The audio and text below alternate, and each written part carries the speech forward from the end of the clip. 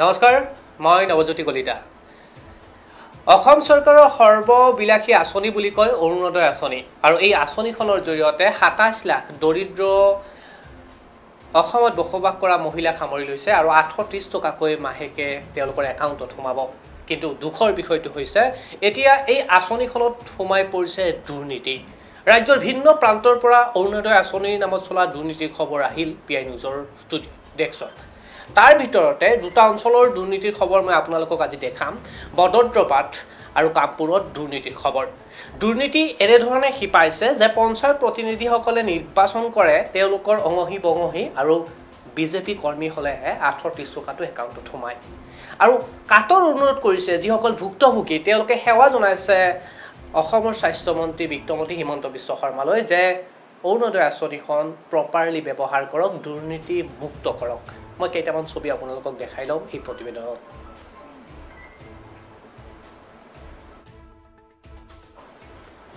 এনেদৰে এতিয়া ৰাজ্যৰ সৰ্ববিলাসী আঁচনি অৰুণোদয় আঁচনিৰ দুৰ্নীতিৰ অভিযোগ।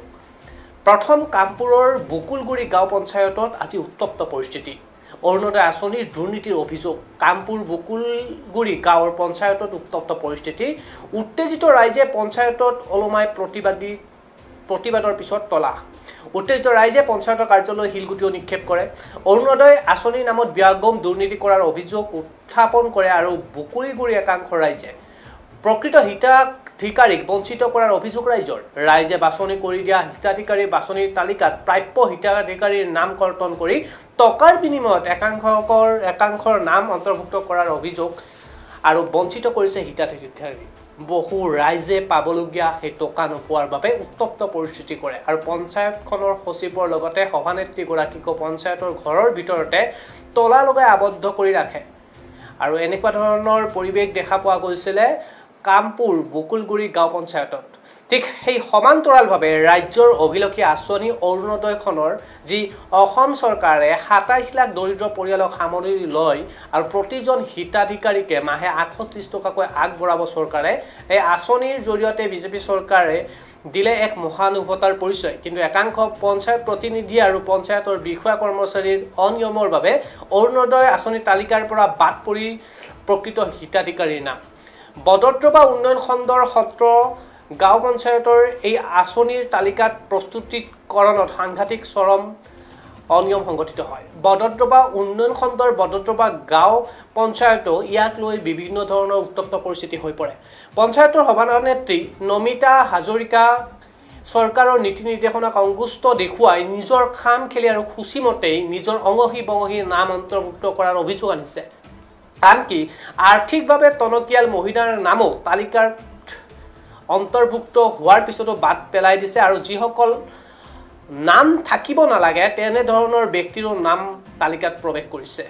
বহু বিধৱা, অবিবাহিতা, শ্ৰমিক, বিকলাংগ আৰু দৰিদ্ৰ মহিলাক নাম কৰ্তন কৰিছে এই তালিকাৰ পৰা। এই সকলো বঞ্চিত মহিলাই হাতজোৰ কৰি চৰকাৰক জনালে কাটৰ আহ্বান, আমাকো অৰুণোদয় আঁচনিৰ তালিকাত অন্তৰ্ভুক্ত কৰক। উল্লেখযোগ্য যে বদদ্ৰপাত সত্ৰ গাঁও পঞ্চায়তৰ সভানেত্ৰী নমিতা হাজৰিকা বৰাই পঞ্চায়তৰ অভিলাষী আঁচনিসমূহত যেনে এমৰেগা, বিধৱা পেঞ্চন, কৃষি আঁচনি, উজ্জ্বলা আঁচনিকে ধৰি বিভিন্ন আঁচনিত দুৰ্নীতি আৰু কেলেংকাৰী সংঘটিত কৰি অহাৰ অভিযোগ আছে। বদদ্ৰপা সত্ৰ গাঁও পঞ্চায়তৰ এয়া পৰিৱেশ। এনেধৰণে এতিয়া অৰুণোদয় আঁচনি বিচাৰি কাটৰ অনুৰোধ জনাইছে চৰকাৰক। কামপুৰ আৰু বদদ্ৰপাত এতিয়া অৰুণোদয় আঁচনিটো চলিছে বিষত খাম খেলি।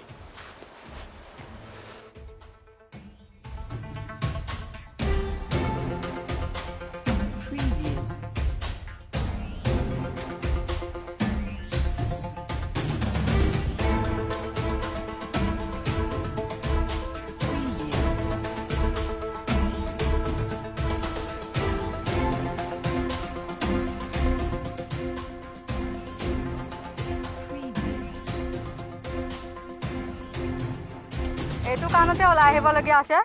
এইখিনি যিখিনি আপোনালোকে দেখিছে এই মানুহখিনি আমাৰ গোটেইখিনি দৰিদ্ৰ সীমাৰেখাৰ তলৰ মানুহ। তেওঁলোকে এই অৰুণোদয় আঁচনিখন পাবলগীয়া যোগ্য, কিন্তু যোগ্যজনে এই অৰুণোদয় আঁচনিখন নাপালে। অযোগ্য যিখিনি ধৰক ঘৰত গাড়ী আছে, চাকৰি আছে, তেনেকুৱা মানুহখিনিয়ে মাটি বাৰী সৰহ আছে, তেনেকুৱা মানুহখিনিয়ে পাইছে। আৰু প্ৰেচিডেণ্ট ছেক্ৰেটাৰী আমাৰ প্ৰেচিডেণ্ট যিগৰাকী নমিতা বাইদেউ তেখেতৰ অঙহী বঙহী সেই তেওঁলোকৰ মৃত্যু কুটুম তেওঁলোকৰ ঘৰত চাকৰি তাকৰি থকা গাড়ী ঘোঁৰা থকা সেইখিনি মানুহে অন্তৰ্ভুক্ত হৈছে।